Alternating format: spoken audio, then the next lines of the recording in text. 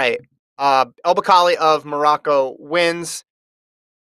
Gurma second from Ethiopia. Keegan third for Kenya. Kenya has their streak snapped of 9 straight Olympic.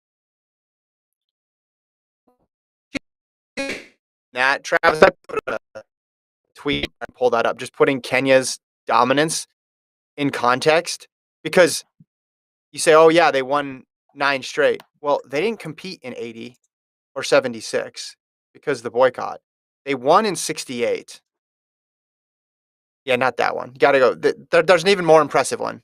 Track Superfan at Track Superfan is the tweet, because they didn't compete in 68, or sorry, they won in 68. I think they lost in 64, but they became a country. They started competing as a country in 1963.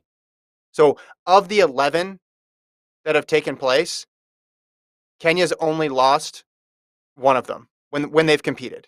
Kenya's only lost one Olympic steeple in which they've competed, because when you take out the boycotts and you take into account how long the country's been around, it's just a staggering run of success here. Here it is. Years Kenya entered the Olympic steeple and didn't win.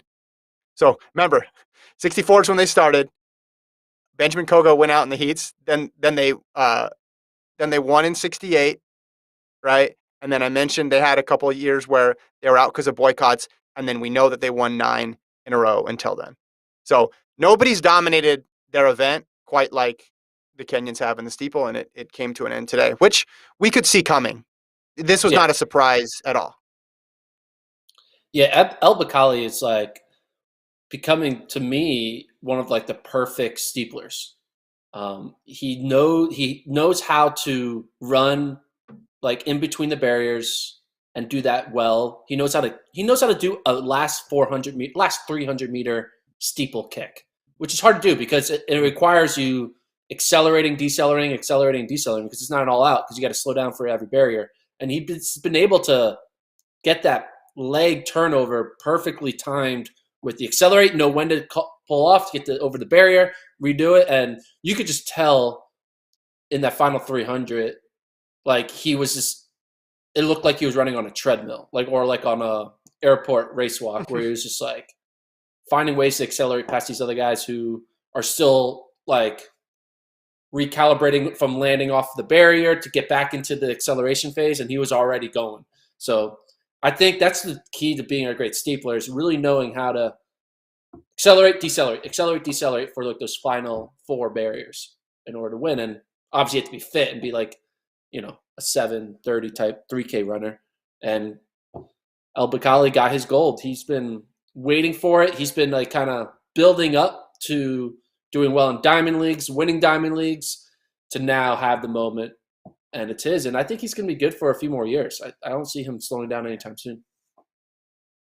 And then you have Ethiopia becoming emergent in this event, which you say it's a long time coming. Did they just figure out that the steeplechase was here? And maybe part of it was Kenyan dominance was pushing them into other events. Obviously, Ethiopia's been so good in the 5 and the 10, but with Gurma and Wale there, and Wale had a stumble towards the end. It looked like they could go 2-3 in this race, but Kenya only gets bronze, and then their second best guy is in 10th. I mean, just a crazy change in that event, right?